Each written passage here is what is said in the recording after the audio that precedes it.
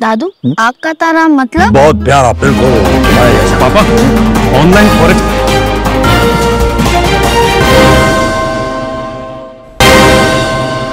मुख्यमंत्री ने धनबाद और गिरिडीह को 465 करोड़ रुपए की योजनाओं की दी सौगात, लाभार्थियों से किया संवाद, कहा हर व्यक्ति की खुशहाली के लिए सरकार प्रतिबद्ध। राज्यपाल ने देवघर के मोहनपुर प्रखंड में जनसंवाद कार्यक्रम में लिया हिस्सा, लोगों को योजनाओं का लाभ उठाने के लिए किया प्रेरित, परिसंपत्ति का भी हुआ वितरण। हिमंता बिस्वा शर्मा 2 दिवसीय दौरे पर रांची पहुंचे, भर्ती दौड़ में मृत अभ्यर्थियों के परिजनों को 50 लाख रुपए मुआवजा और नौकरी की मांग दोहराई। और गढ़वा में श्रम नियोजन विभाग की पहल पर दत्तोपंत ठेंगड़ी रोजगार मेला का आयोजन, मंत्री मिथिलेश ठाकुर ने चयनित अभ्यर्थियों को सौंपा नियुक्ति पत्र।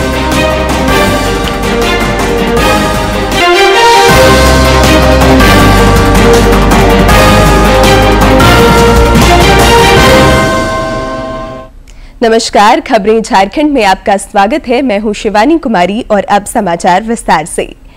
मुख्यमंत्री हेमंत सोरेन ने आज गिरिडीह में आयोजित आपकी सरकार आपके द्वार कार्यक्रम के दौरान धनबाद और गिरिडीह जिले को 465 करोड़ रुपए की योजनाओं की सौगात दी। इस मौके पर उन्होंने कहा कि सरकार हर व्यक्ति की खुशहाली के लिए प्रतिबद्ध है। इस दौरान मंत्री रामेश्वर उरांव, सत्यानंद भोक्ता और इरफान अंसारी समेत कई गणमान्य लोग मौजूद थे। मुख्यमंत्री हेमंत सोरेन ने गिरिडीह के ताराटांड में आपकी योजना आपकी सरकार आपके द्वार कार्यक्रम में हिस्सा लिया।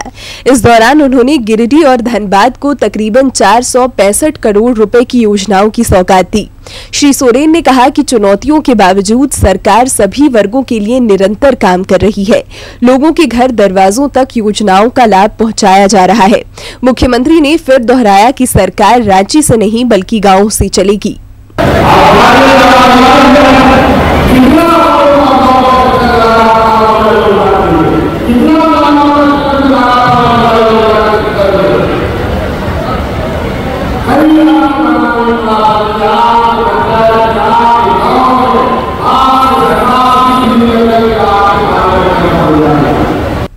मुख्यमंत्री ने कहा कि बिचौलियों और दलालों पर अंकुश लगाने के लिए सरकार ने पेंशन योजना का सरलीकरण करते हुए विस्तार किया है।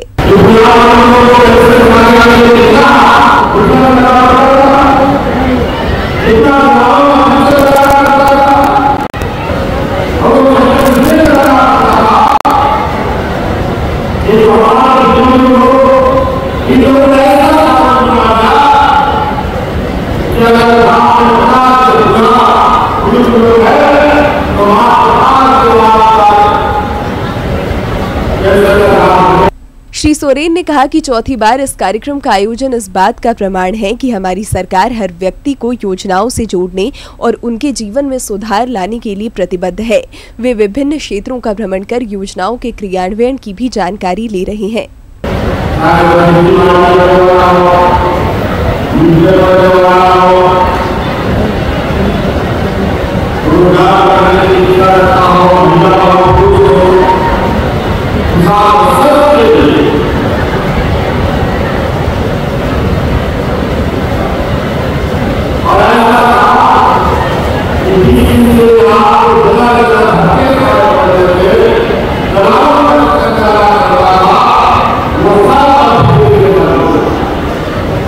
कार्यक्रम को मंत्री सत्यानंद भोक्ता, इरफान अंसारी और बेबी देवी समेत अन्य लोगों ने भी संबोधित किया और सरकार द्वारा चलाई जा रही जन कल्याणकारी योजनाओं की विस्तार से चर्चा की। जब आप लोगों ने भाभी कल्पना सोरेन जी को आप लोगों ने विधायक बनाया तो कल्पना भाभी ने कहा कि मैं यहाँ महिलाओं के लिए आपको आवास पर टारगेट बढ़ाइए। तो ये टारगेट 17,000 से बढ़कर लगभग 50,000 हो गया है आप लोगों के लिए। अब लोगों ने 50,000 आपको आवास अब लोग गिरिडीह जिला विधानसभा देने का काम किए। जितना भी आज आवास के सबको माता बहनों के सभी को आज आई है, कहीं चाची साहब सब बढ़िया से फार्म भरवा और अच्छा से बनवा कर दूरा, कहीं कोई दिक्कत न हो, जितना भी लाभ लेना हो सरकार के अच्छा से कहीं करवा, कोई भी छूट। इस मौके पर मुख्यमंत्री ने योजनाओं के लाभार्थियों से संवाद भी किया। गिरिडीह से रमेश प्रभाकर की रिपोर्ट। राज्यपाल संतोष कुमार गंगवार ने आज देवघर अंतर्गत मोहनपुर प्रखंड के चितकाट पंचायत भवन में जन संवाद कार्यक्रम में हिस्सा लिया। इस मौके पर लाभार्थियों के बीच परिसंपत्तियों का भी वितरण हुआ। राज्यपाल संतोष कुमार गंगवार आज देवघर अंतर्गत मोहनपुर प्रखंड के चितकाट पंचायत भवन में जनसंवाद कार्यक्रम के दौरान स्थानीय लोगों से रूबरू हुए। इस दौरान राज्यपाल लोगों की आवश्यकताओं तथा योजनाओं के क्रियान्वयन से अवगत हुए। श्री गंगवार ने लोगों को योजनाओं का लाभ लेने के लिए प्रेरित किया। सरकार जो काम कर रही है उसका पूरा लाभ उठाएं और सब व्यक्तियों को उसका लाभ मिले, ये हम सब की चिंता होनी चाहिए। राज्यपाल ने कहा कि लोकतांत्रिक व्यवस्था में बेहतर जनप्रतिनिधि का चुनाव भी अहम है। जवाबदेही की सरकार बने, जो आपके हित का काम करे, आपकी चिंता करे, ये आप सबकी जिम्मेदारी है। क्योंकि ये स्थान वो स्थान है कि जो देश के अंदर अपनी अलग पहचान बनाए, ऐसा हम मानते हैं। देवघर दौरे के क्रम में राज्यपाल संतोष कुमार गंगवार ने बाबा बैद्यनाथ धाम मंदिर में विधि विधान पूर्वक पूजा अर्चना कर मंगल कामना भी की। यहाँ पर हम पहली बार आए, भगवान के दर्शन किए और हमें बहुत शांति महसूस हुई। तो हम विश्वास करते हैं कि आपका ये स्थान खाली देश में नहीं, देश के बाहर भी अपनी अलग पहचान बनाएगा। इस मौके पर स्थानीय विधायक नारायण दास, जिले के उपायुक्त और अन्य पदाधिकारी भी मौजूद थे। संवाद कार्यक्रम के दौरान परिसंपत्तियों का भी वितरण हुआ। देवघर से मनीष की रिपोर्ट। भाजपा के विधानसभा चुनाव सह प्रभारी और असम के मुख्यमंत्री हिमंता बिस्वा शर्मा आज 2 दिवसीय दौरे पर रांची पहुंचे। बिरसा मुंडा हवाई अड्डे पर उनका पार्टी नेताओं ने गर्मजोशी से स्वागत किया। इस दौरान पत्रकारों से बातचीत के क्रम में उन्होंने समसामयिक राजनीतिक विषयों की चर्चा की और कांग्रेस पर निशाना साधा। श्री शर्मा ने झारखंड में उत्पाद सिपाही भर्ती दौड़ में मृत अभ्यर्थियों के परिजनों को सरकार से 50 लाख रुपए मुआवजा और नौकरी देने की मांग की। 50 लाख रुपया दीजिए, एक नौकरी दीजिए, इतना सीधा साधा डिमांड है। यहाँ में फांसी का बात कहाँ से आ गया? एक नौकरी और घर में दीजिए, 50 लाख रुपया दीजिए। अभी भी मैं 2 युवाओं का घर में जा रहा हूँ मिलने के लिए। रांची स्थित पुराना विधानसभा विधायक क्लब में आज जनता दल यूनाइटेड की प्रदेश कार्य समिति की एक महत्वपूर्ण बैठक हुई। बैठक की अध्यक्षता जदयू के राष्ट्रीय कार्यकारी अध्यक्ष संजय झा ने की। बाद में पत्रकारों से बातचीत में श्री झा ने कहा कि जदयू झारखंड विधानसभा चुनाव में अधिक से अधिक सीटों पर प्रत्याशी खड़ा करने का मन बना रही है। उन्होंने यह भी कहा कि हमारा लक्ष्य एक बार फिर झारखंड में एनडीए की सरकार बनाना है। लेकिन पार्टी अपना काम कर रही है और जब बातचीत होगी तब तो जो हमारे अलग पार्टनर है उनसे डिस्कस करेंगे, लेकिन उनसे ऑलरेडी हमारी बातचीत हो रही ये सभी पता है। झारखंड मुक्ति मोर्चा ने विपक्ष पर विभाजनकारी राजनीति का आरोप लगाया है। रांची में पत्रकारों से बातचीत में पार्टी के केंद्रीय महासचिव सुप्रियो भट्टाचार्य ने कहा कि पार्टी इससे निपटने को तैयार है। कि बार बार बाहर से लोग आ रहे हैं, लोगों को लाया जा रहा है,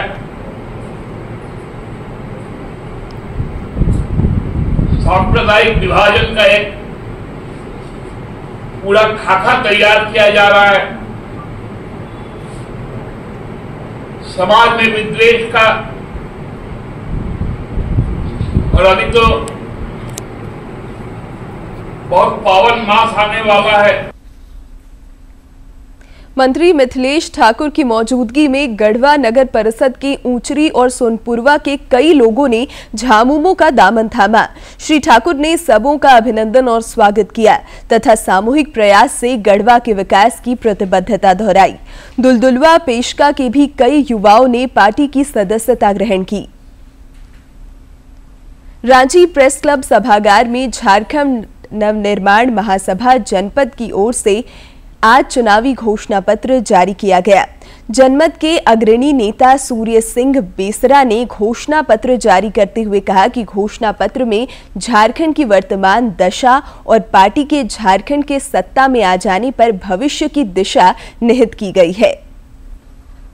हमने संकल्प लिया है 2024 में, हमने क्या संकल्प लिया है और जनमत कैसे विकल्प बन गया, इसको फोकस किया गया। पहले तो जनमत विकल्प कैसे बना, क्योंकि यहाँ पर 24 वर्षों के अंतराल में 13वां मुख्यमंत्री देख चुके हैं। राष्ट्रीय अनुसूचित जनजाति आयोग के अधिकारियों के साथ आयोग की सदस्य आशा लकड़ा ने आज हजारीबाग में अनुसूचित जनजाति बालक बालिका छात्रावास का निरीक्षण किया।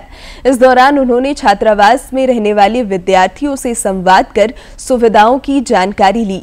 बाद में उन्होंने हजारीबाग के विभिन्न सामाजिक संगठनों के साथ भी बैठक की।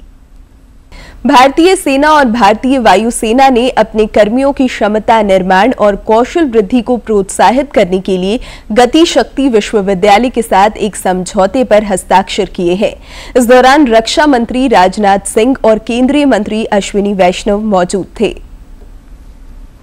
इस समझौते पर हस्ताक्षर भारतीय सशस्त्र बलों की राष्ट्रीय लॉजिस्टिक के साथ एकीकृत होने की पहल है। रक्षा मंत्री के अनुसार यह समझौता भारत के मिलिट्री और राष्ट्रीय सुरक्षा को मजबूत करने के लिए और महत्वपूर्ण कदम है। जब हम रक्षा क्षेत्र में आत्मनिर्भर भारत की बात करते हैं तो इस आत्मनिर्भरता से हमारा आशय यह होता है कि हमारी सेनाओं की जो जरूरतें हैं उनकी पूर्ति हमारे खुद के साधनों से हो। जैसे यदि हम लॉजिस्टिक्स के लिए एक्सपर्टीज की ज़रूरत है तो उसकी ट्रेनिंग हमें हमारे अपने गति शक्ति विश्वविद्यालय से ही मिले। यदि हमें इक्विपमेंट चाहिए तो वह भी हमें भारत की इंडस्ट्री द्वारा ही निर्मित किए हुए मिले। हमारा स्पष्ट मानना है कि एक सशक्त भारत की नींव आत्मनिर्भर होकर ही रखी जा सकती है और मुझे पूरा विश्वास है कि यह समझौता इस दिशा में अपनी बहुत ही महत्वपूर्ण भूमिका का निर्वाह करेगा। गति शक्ति भारत का ऐसा पहला विश्वविद्यालय है जिसका उद्देश्य रेलवे, शिपिंग और हाईवे के राष्ट्रीय विकास योजनाओं को मजबूती प्रदान करना है। इसका लक्ष्य विश्वविद्यालय के छात्रों को लॉजिस्टिक्स के क्षेत्र में दुनिया के नामी ब्रांडों में रोजगार दिलवाना है। When he was Chief Minister in Gujarat, he had set up the Petro University, he had set up the Forensic University, he had set up many domain-specific universities. So same concept we are now trying to do in logistics sector. So this will cover aeronautics, this will cover railway, this will cover warehousing, ground logistics and marine sectors to begin with, and then we will focus on getting into the deeper things like submarines and other. विश्वविद्यालय multi modal परिवहन, logistic और supply chain प्रबंधन में विशेष और बहुविध कार्यक्रम प्रदान करता है। विश्वविद्यालय के कुलपति का कहना है ये समझौता भारतीय सशस्त्र बलों के कर्मियों के लिए एक विश्व स्तरीय मंच प्रदान करेगा। डिफेंस सेक्टर में सारी आर्म्ड फोर्सेस में जितना एक्सपीरियंस और विजडम इतने सालों से चलता आ रहा है, जो इकट्ठा है, वो जब हमारे स्टूडेंट्स को मिलेगा तो स्टूडेंट्स को एक लाइव स्किल्स का ट्रेनिंग मिलेगा, स्टूडेंट्स को सेक्टर का एक नॉलेज मिलेगा जो प्रैक्टिकल फील्ड में होता है, तो स्टूडेंट्स को इंटर्नशिप का अपॉर्चुनिटीज़ मिलेगा इन आर्म फोर्सेज में, इंडियन आर्मी में, इंडियन एयरफोर्स में। तो एक तरह से स्टूडेंट को बेहतर भारत बनाने के लिए उस दिशा में वो और अच्छा कदम उठा पाएंगे। गति शक्ति विश्वविद्यालय भारत के गुजरात राज्य के बड़ोदरा में स्थित है। हमारी फौजों को आत्मनिर्भर बनाने की ओर ये एमओयू एक महत्वपूर्ण कदम है। साथ ही ये लॉजिस्टिक्स की कितनी इंपॉर्टेंस है नेशनल सिक्योरिटी में, उसको भी हाईलाइट करता है। कैमरामैन विनय तिवारी के साथ मैं विशाल बैरिस्टो, डीडी न्यूज, दिल्ली। गढ़वा में श्रम नियोजन विभाग की पहल पर दत्तोपंत ठेंगड़ी रोजगार मेला का आयोजन किया गया। स्थानीय नीलांबर पीतांबर बहुउद्देशीय सांस्कृतिक भवन गढ़वा में आयोजित इस रोजगार मेला में विभिन्न कंपनियों ने अभ्यर्थियों का चयन किया। मौके पर मौजूद मंत्री मिथिलेश ठाकुर ने चयनित अभ्यर्थियों को नियुक्ति पत्र सौंपा और उन्हें शुभकामनाएं दी। श्री ठाकुर ने जोर देकर कहा कि राज्य सरकार सभी युवाओं को रोजगार देने और राज्य के बहुमुखी विकास के लिए संकल्पित है। झारखंड समेत देश भर में राष्ट्रीय पोषण माह को लेकर जागरूकता कार्यक्रम आयोजित किए जा रहे हैं। केंद्रीय मंत्री सकोडरमा सांसद अन्नपूर्णा देवी ने सोशल मीडिया पर एक तस्वीर साझा कर कहा कि स्वस्थ, सुपोषित और सुरक्षित मातृत्व एक सफल और सुदृढ़ समाज की पहली सीढ़ी है। राष्ट्रीय पोषण माह को लेकर आज रांची समाहरणालय परिसर से पोषण जागरूकता रथ को रवाना किया गया। उपायुक्त राहुल कुमार सिन्हा ने बताया कि ये विभिन्न क्षेत्रों का भ्रमण कर लोगों को पोषण संबंधी जानकारी देकर जागरूक करेगा।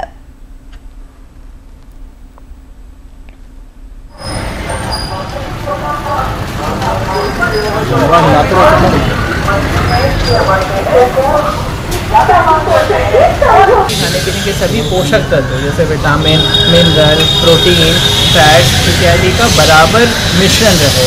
तो एक अच्छे खाने के क्या क्या इंग्रेडिएंट्स होने चाहिए इसके बारे में इस पोषण रथ के द्वारा सभी लोगों को जागरूक करने का प्रयास किया जाएगा। और साथ साथ में जितने भी ग्रामीण क्षेत्र में आंगनबाड़ी केंद्र हैं वहाँ पर जो टेक होम राशन दिया जाता है या समय समय पर मैल न्यूट्रिशन की चेक की जाती है उस पर भी काफ़ी ज़्यादा ध्यान दिया जाएगा। देश में 3 आपराधिक कानूनों से न्याय प्रणाली में नए युग की शुरुआत हुई है। अब लोगों को न्याय सरल और सुलभ तरीके से मिल रहा है। खास बात यह है कि अब दंड नहीं, न्याय पर जोर दिया जा रहा है। संहिता 2023 ने भारतीय दंड संहिता आईपीसी 1860 की जगह ले ली। ये देश में आपराधिक मामलों पर प्रमुख विधेयक है।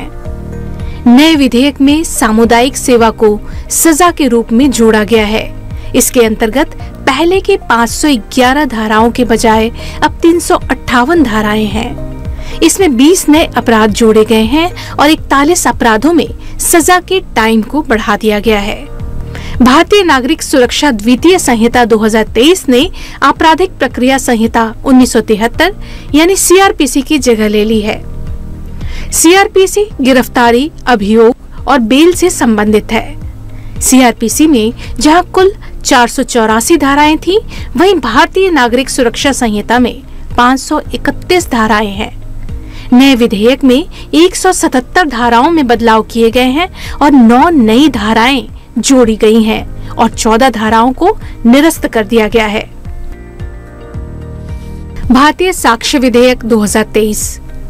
इस विधेयक ने भारतीय साक्ष्य अधिनियम 1872 का स्थान ले लिया है। यह अधिनियम इंडियन अदालतों में साक्ष्य की स्वीकार्यता से संबंधित है। यह सभी नागरिक और आपराधिक मामलों पर लागू होता है। इन कानूनों में एफआईआर से लेकर केस डायरी, आरोप पत्र और पूरी प्रक्रिया को डिजिटल बनाने का प्रावधान किया गया है। भारतीय साक्ष्य विधेयक 2023 में 170 धाराएं, जबकि भारतीय साक्ष्य अधिनियम 1872 में 167 धाराएं थीं। वहीं 24 धाराओं में बदलाव किए गए हैं। और अंत में मुख्य समाचार एक बार फिर।